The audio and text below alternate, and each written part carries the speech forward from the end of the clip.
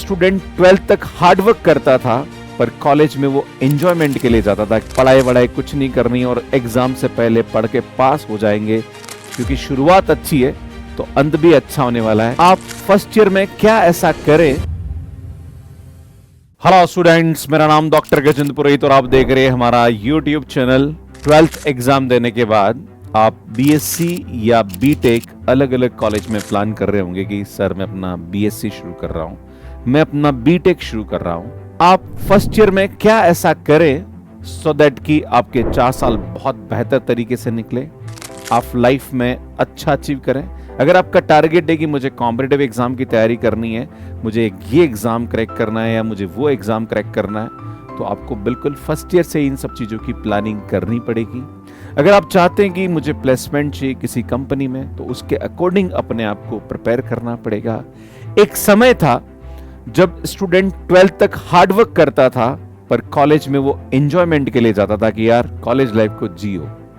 पर now trend change हुआ है, अब कॉलेज में भी आपको उतनी ही मेहनत करनी पड़ेगी। अगर आप ये सोचते हैं कि कॉलेज में जाके सिर्फ मजे करने हैं, पढ़ाई वढ़ाई कुछ नहीं करनी और एग्जाम से पहले पढ़ के पास हो जाएंगे और हो जाएगा सब कुछ अपने आप, तो भैया आप गलत सोच रहे हैं। आपको वहां पे और भी मेहनत करनी पड़ेगी, क्योंकि कंपटीशन दिन ब दिन बढ़ते जा रहा है। अगर आप सोचते हैं कि मैं कंप्यूटर साइंस में बीटेक करना चाहता हूं, तो भैया कुछ ऐसे भी इंस्टीट्यूट है जहां पर 3-3 हजार बच्चे फर्स्ट ईयर में बीटेक में कंप्यूटर साइंस ब्रांच में एडमिशन लेने वाले हैं। ऐसे इलेक्ट्रॉनिक्स, इलेक्ट्रिकल, मैकेनिकल, सिविल सभी ब्रांचेज में बहुत सारे स्टूडेंट। अगर आप सोचते हैं कि सर मैं तो बीएससी करना चाहता हूं, तो भैया बीएससी में भरमार कंपटीशन है।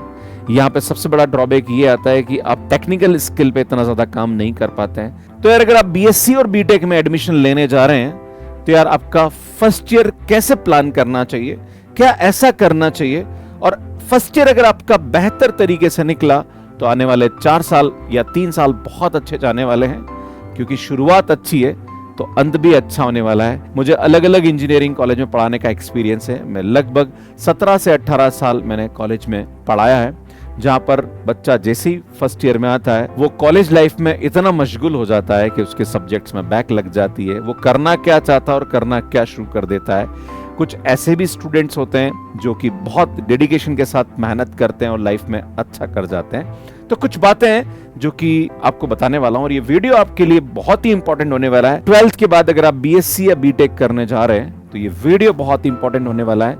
अगर आपके घर में कोई भी भाई है या आपके कोई रिलेटिव है, तो उस तक इस वीडियो को जरूर शेयर करेगा। तो शुरू करते हैं। सबसे पहले बात करेंगे एकेडमिक लाइफ के बारे में।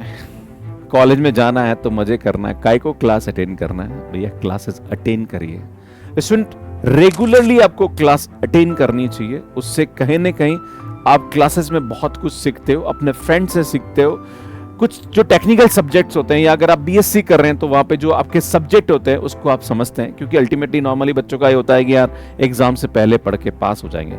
फर्स्ट ईयर में आपको कहीं ना कहीं रेगुलर क्लासेस अटेंड करनी चाहिए। Consistent study is very important. ऐसा नहीं कि ठीक है आज पढ़ लिया, 2 दिन मजे कर लिए, फिर तीसरे दिन पढ़ लिया, फिर 5 दिन मजे कर लिए। Consistent study is very important. Be organised.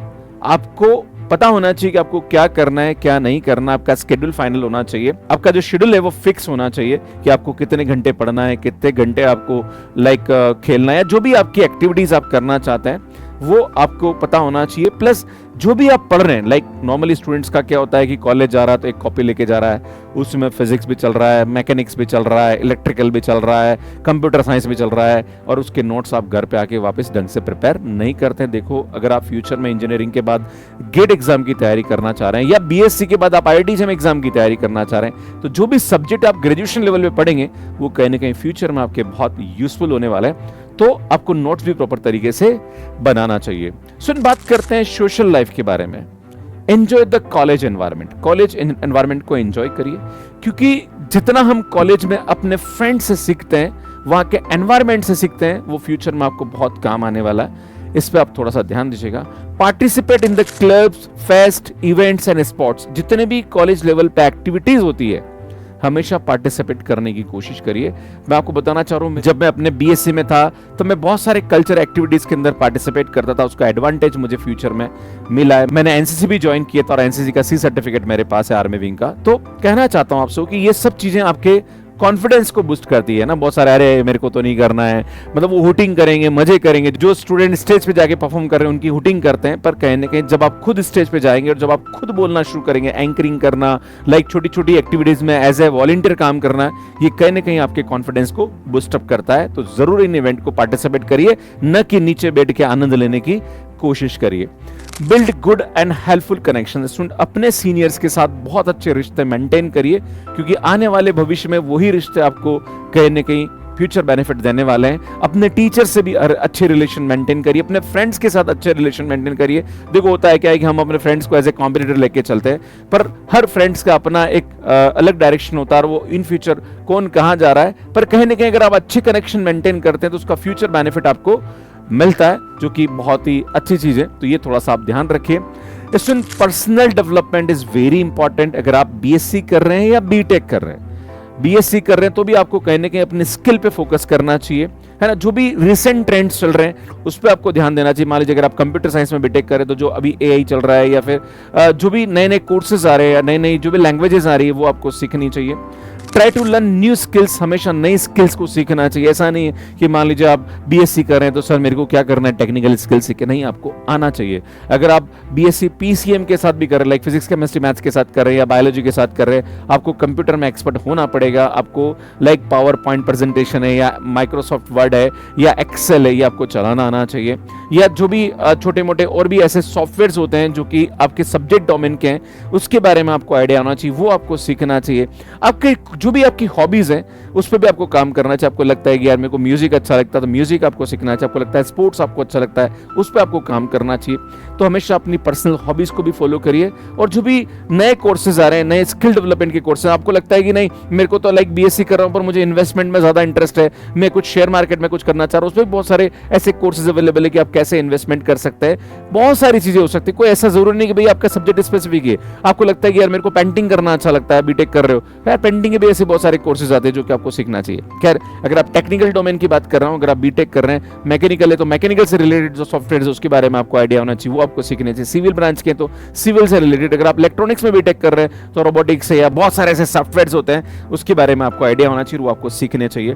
Develop the good habits. हमेशा अच्छी हैबिट्स बनाइए और अच्छी हैबिट्स को फॉलो करिए, क्योंकि कहीं ना कहीं जो भी आपका डे रूटीन होता है वो आपकी हैबिट्स पे डिपेंड करता है कि आप कैसे उठ रहे हैं, कैसे खाना खा रहे हैं, कैसे रह रहे हैं, कैसे अपने फ्रेंड्स के साथ बिहेव कर रहे हैं, कैसे आप अपने जो टाइम मैनेजमेंट है उसको आप कर रहे हैं। ये कहीं ना कहीं जो चीजें होती है इसको आप डेवलप करने की कोशिश करिए और कंसिस्टेंट रहिए।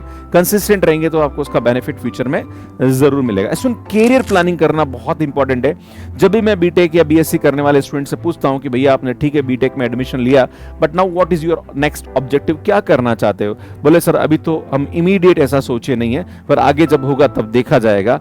ऐसे अगर आप बीएससी कर रहे हो आपसे ये पूछ लिया जाए कि चलो ठीक है बीएससी तो कर रहे हो, आगे क्या करना चाहते हो, तो बोले नहीं अभी सोचा नहीं है। भैया आपको प्लान करना पड़ेगा, है ना। जब हम सुबह उठते हैं तो हमारा शाम का प्लान फिक्स होता है कि हमें क्या करना है क्या नहीं करना है।